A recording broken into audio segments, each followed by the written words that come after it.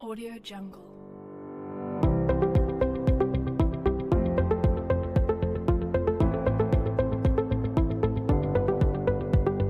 Audio Jungle.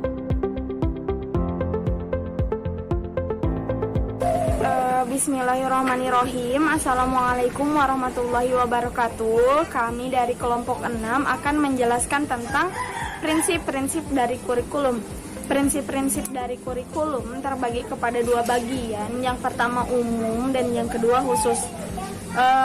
Yang umum tersendiri terbagi kepada 5 bagian. Yang pertama prinsip relevan, yang kedua prinsip fleksibilitas, yang ketiga prinsip kontinuitas, yang keempat prinsip praktis, dan yang kelima prinsip efektivitas. Nah, yang akan saya jelaskan pertama itu tentang prinsip relevansi.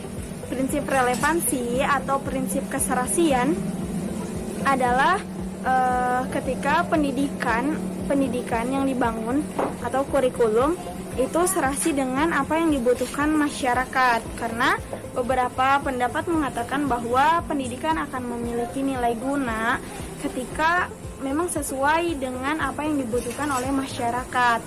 Nah, prinsip relevansi ini terbagi kepada dua, yang pertama internal, yang kedua eksternal. Adapun yang internal itu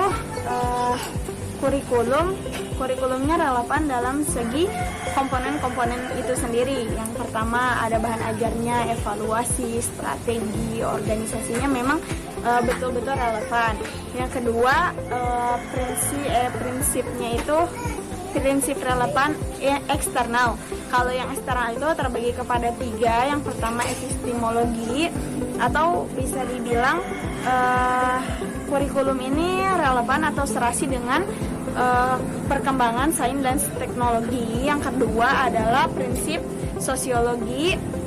Kurikulum ini berkembang memang sesuai dengan perkembangan masyarakat.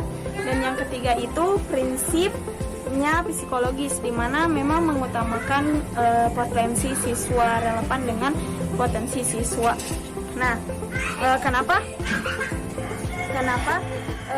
penting sekali kurikulum itu dibangun secara relevan? Karena memang menyiapkan pendidikan itu untuk jenjang lebih tinggi, sehingga peserta didik dapat mempunyai potensi atau kinerja yang bagus ketika terjun di masyarakat. Yang kedua adalah prinsip fleksibilitas atau kurikulum yang dirancang secara lentur atau fleksibel. Jadi kurikulum ini mengutamakan perbedaan yang ada di dalam peserta didik. Jadi kurikulumnya dirancang sehingga dapat mengembangkan minat dan bakat anak-anak yang meskipun di dalam dirinya itu berbeda-beda.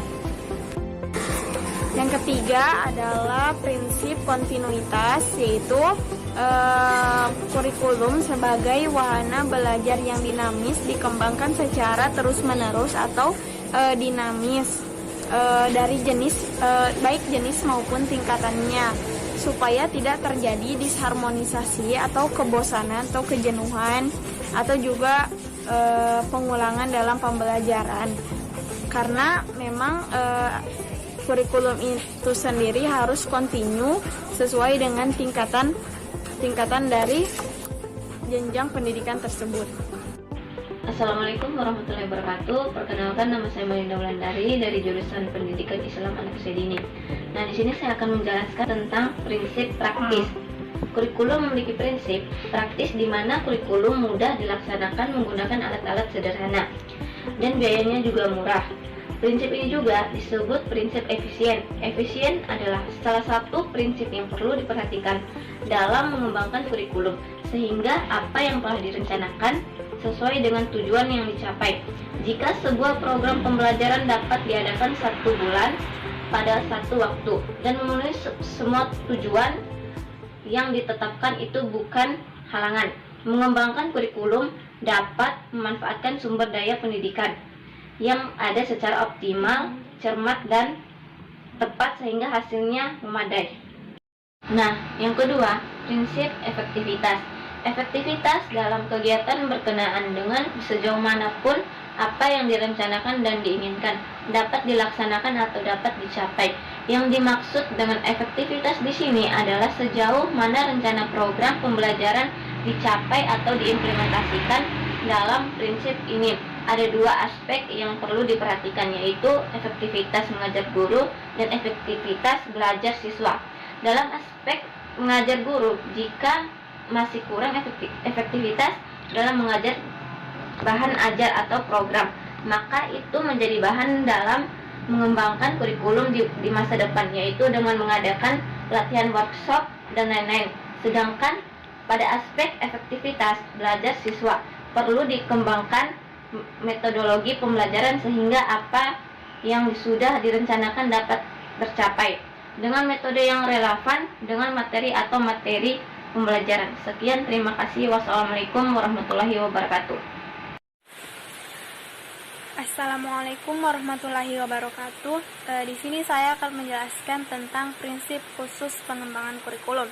Dalam prinsip khusus pengembangan kurikulum ada 5 hal yang perlu diperhatikan. Yang pertama yaitu tujuan pendidikan. Tujuan pendidikan merupakan pusat dan arah semua kegiatan pendidikan. Perumusan komponen pendidikan harus mengacu pada tujuan pendidikan yang telah ditetapkan. Tujuan pendidikan bersifat umum, jangka panjang, jangka menengah, dan jangka pendek.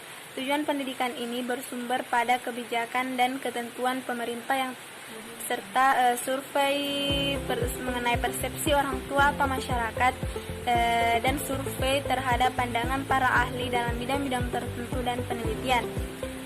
Yang kedua yaitu pemilihan isi pendidikan.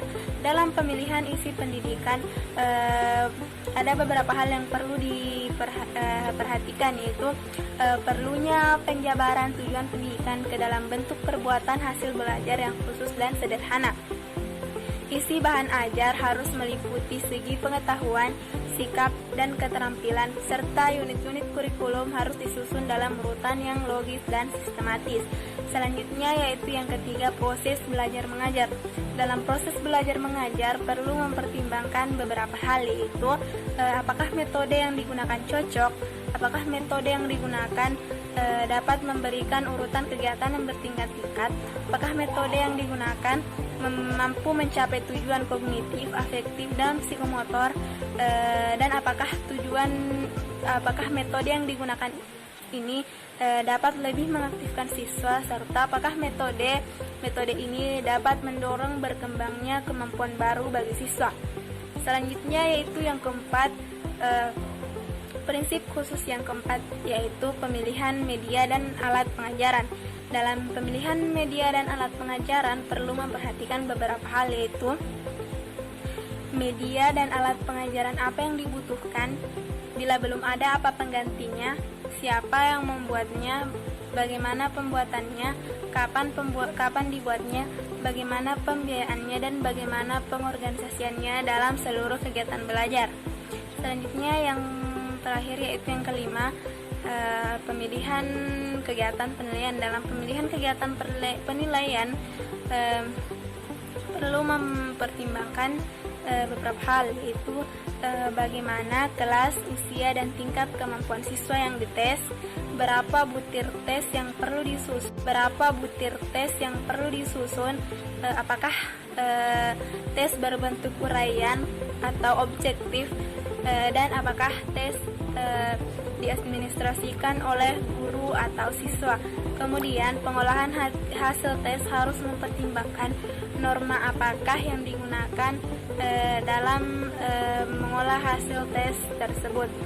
Mungkin itu yang dapat saya sampaikan. Saya kira dengan ucapan wassalamualaikum warahmatullahi wabarakatuh.